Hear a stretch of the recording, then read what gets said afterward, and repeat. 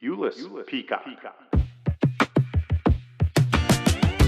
This is the Runners Up Club, a podcast about unsung heroes, lovable losers, and forgotten failures. For those with a few minutes to spend on those who spent theirs in a losing cause.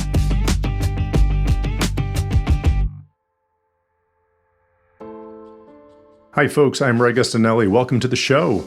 Our subject today is an also-ran in the literal and figurative senses. He was a track and field superstar, a runner, a very, very fast runner. In fact, at one point, the fastest in the world. The primo showcase for running, of course, yesterday as today, is the Olympics.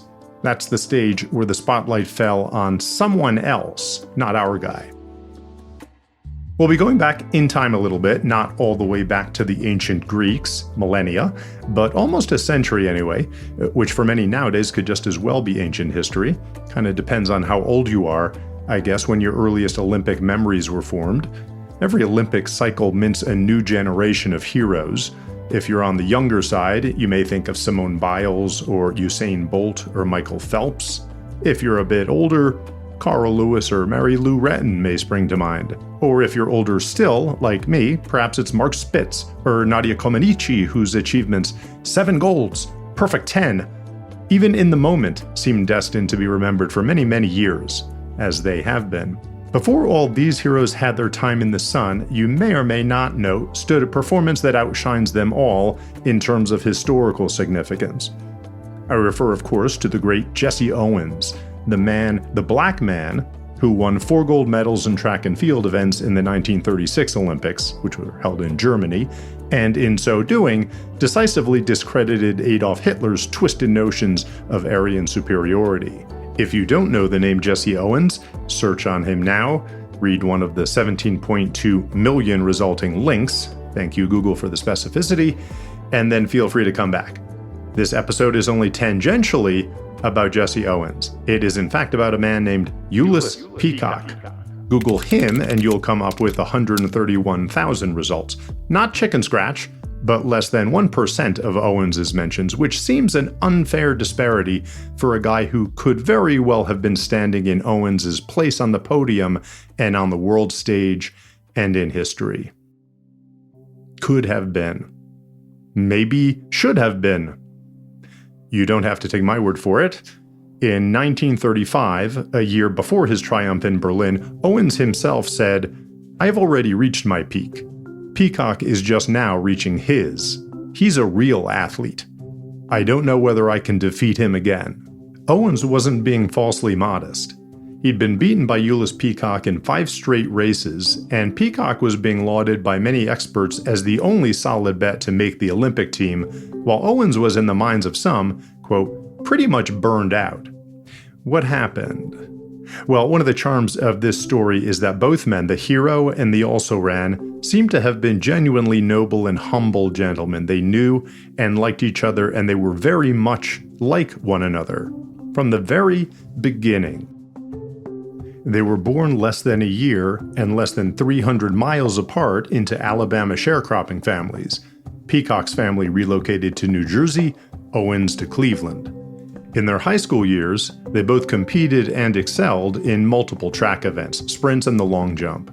While Peacock was setting state records, Owens was equaling world records, notably his 9.4 second mark in the 100-yard dash in 1933.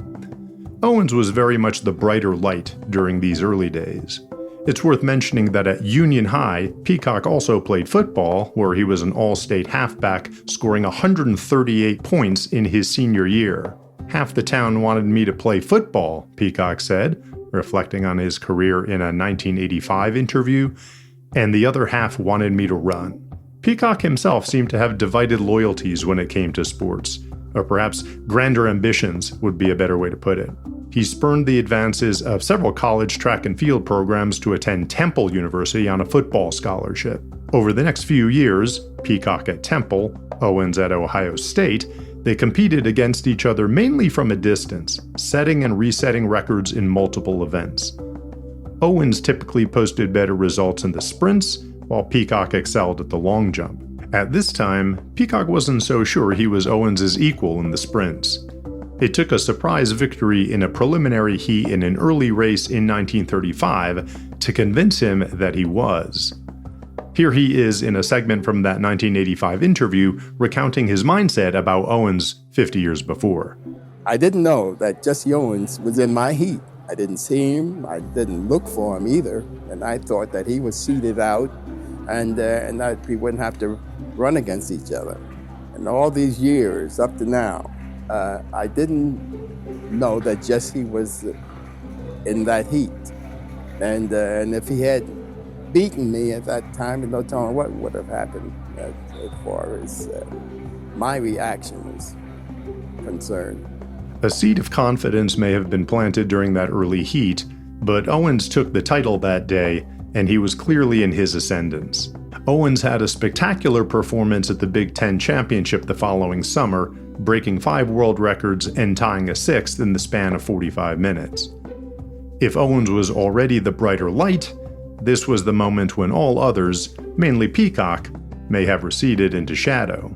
So when they met head-to-head at the National Amateur Athletic Union Championship 2 months later, Owens was the heavy favorite. Peacock had a message for anyone expecting an Owens runaway, however, which was everyone. Not so fast.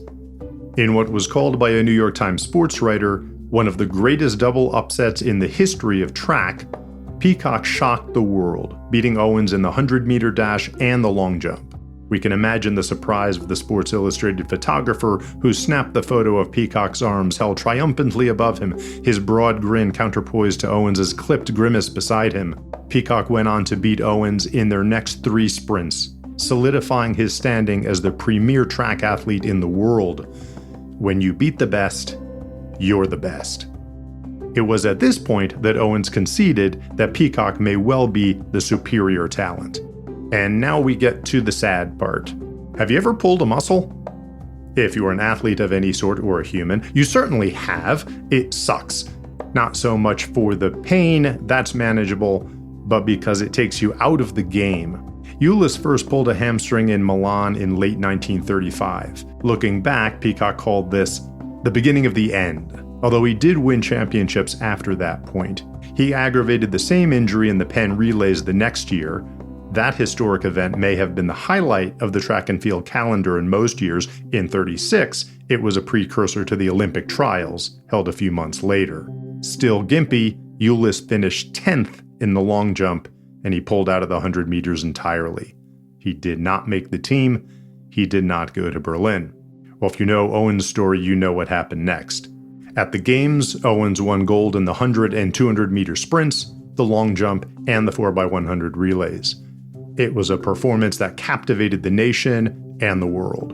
In 1936, Hitler was 5 years into his chancellorship, during which time he'd already enacted a slew of anti-Jewish laws, not to mention rules providing for the forced sterilization of handicapped people, gypsies, and black people. Owens was too classy to actually flip Hitler off, but his victories were a perfectly symbolic upraised middle finger. Owens returned to a hero's welcome in the States, the most famous athlete in the world. On the less triumphal side, shame on us, America, Owens could not stay in many hotels, he was snubbed by FDR, and he had to race against horses, greyhounds, and trains for a while to capitalize on his fame. But that's another sad story, a different flavor of bittersweet. Okay, back to Peacock. The Olympics were canceled in 1940 and 44 due to World War II. By 48, Peacock had retired from track entirely.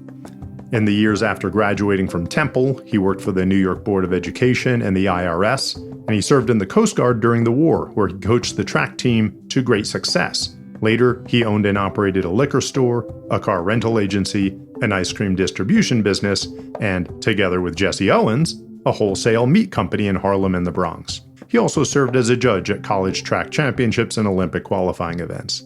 Eulace Peacock died in 1982, 2 years after Owens died. They are both members of the U.S. National Track and Field Hall of Fame. Here at the Runners Up Club, we are not only allowed to speculate upon the answers to what-if questions, we are obliged to. So it says here that, absent the injury, Peacock makes the Olympic team in 1936 and competes in Berlin. Peacock takes gold in the long jump, We're giving Owens the 100-meter, Peacock the 200. They share gold in the relay, which Owens opens and Peacock anchors. They remain close friends after the Olympics. Instead of racing horses and dogs, they will stage events racing each other, reaping a level of financial reward due their stature as world's best. In the iconic photos of the era, you will now see two African-American champions speeding past the grandstand, where the Führer's expression is even more stoic, his mouth more clenched, his eyes even more petty and angry than they were in real life. By all accounts, Peacock was never bitter about missing out on what might have been. Unlike many of today's blood rivalries in elite sports, he and Owens were genuine friends, on and off the track. We'll give Peacock the final words on their relationship. Jesse, we were very close, and we didn't mind giving each other secrets if there was such a thing as secrets, which there weren't. And one of the things that Jesse said to me, he said, "Julie," he said, "during that period in 35, I don't think that I was letting you win. I just couldn't win." And then I said, "Well, just one of those things," and that was it. A pulled hamstring, just one of those things. Thanks for listening. With the Paris Olympics this year, we do have, a new crop of Olympic heroes rising to their moments, standing proud atop their podiums. I've no doubt that behind many of them are a woman or a man who, but for an untimely injury, might be standing in their place. I hope you'll spare a thought for those nameless also-rans this year, even as you remember, hopefully for a long time to come, the name Eulace Peacock. This podcast is created, written, and performed by Ray Agustinelli, and produced by, with original music by, Bad Hat Media. Find more at runnersupclub.com. Until next time, keep running.